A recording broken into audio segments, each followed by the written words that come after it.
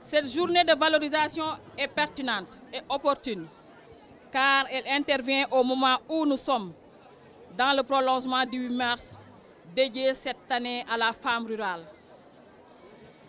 Mesdames et messieurs, le thème de la journée recoupe les préoccupations du pouvoir qui préconise l'accès des femmes à la terre et aux instances de décision. Mais ces conquêtes sont assujetties à l'obtention des connaissances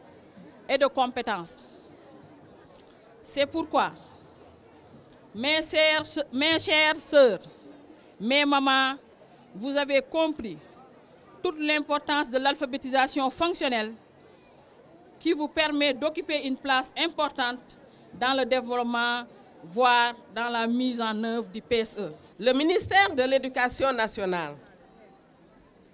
par le biais de la direction de l'alphabétisation des langues nationales,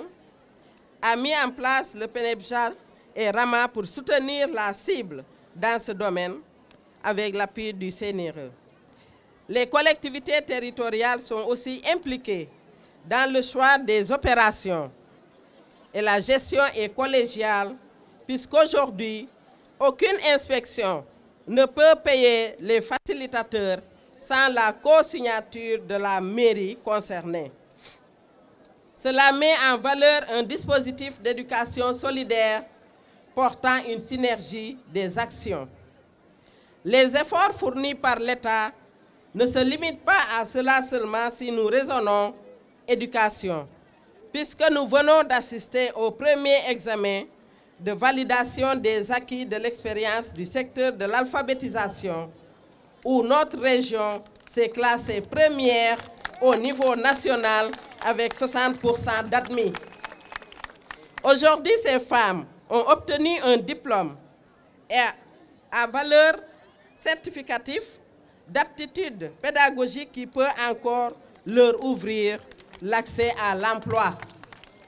li ko wane mooy madame Iya wax na ko léegi nee na bi ñu defee validation des acquis de l'expérience région Kaolack moo am 60%, ça veut dire moo raw ci biir réew mi wan na ne région Kaolack bëgg na alphabétisation particulièrement nag département yi danoo bëgg nag ñu jàppale alphabétisation fullaal ko faydaal ko jox ko gëddaam fi mu nekk ñoo ngi def lecture pour tous njàng mi ñoo ngi jël alphabétisation dugal ko ci donc danoo bëgg ñu jàppale ko gën koo fullaal gën koo faydaal ñi nga xam ne ñoo ci yëngatu ñu fullaal leen faydaal leen jox leen li nga xam ne mooy yelloo waaye fukki junni xam nga ne boo ci indi saaku ceeb jënd ci diwlin doo ci dépense boo ci bëggee fay courant doo ko ci génn ngay nag di sacrifier nag suba ba jant so lii am ñuy sant ki nga xam ne muy la marraine de Ndiafat di jigéen ndax Iya bi jigéen la marraine bi jigéen la mbooloo mi ñu fi nekk ñëpp jigéen la may wax nag man priorité femme man bi sama bopp dama naan jigéen ñi laa faral jigéen ñi laa àndal bon nag vive les femmes ñoo takku bëgg alphabétisation wane ci bu ñëwee nag ni indi alphabétisation fonctionnelle ñëpp ciy jàpp. tey boo ñu joxee junni ñun jigéen ñu jaay ci orange wala caaf bala moo am at junni boobu dinañ la ci génneel lu mat ñaar fukki junni wala fukki junni nga xam ne kon xam nañ léegi fi ñuy teg suñu tànk te xamuñ ko woon rawatina ñun yaay ñi nga xam ne jànguñ français parce que léegi ni école bi demee su ko demee woon bu njëkk man nee naa dinaa jàng ba yëkkati ki may jàngal boot ko moo tax suñu doom yi jaral nañu lu ne parce que suñu doom yi dañ leen a jox livre boo xam dañ koy liifantoo ca kër ga te léegi ñun yaay yi ñun ñoo leen koy waxal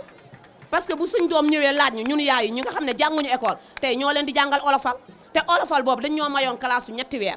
mayaat ñu classe su juróom-ñeenti weer classe su juróom-ñeenti weer boobu tey jox nañu ay financement tey suñu aaya ma ñun ñu ngi yore juróom benn million yoo xam ne ci téeméeri junni lañ ko amee woon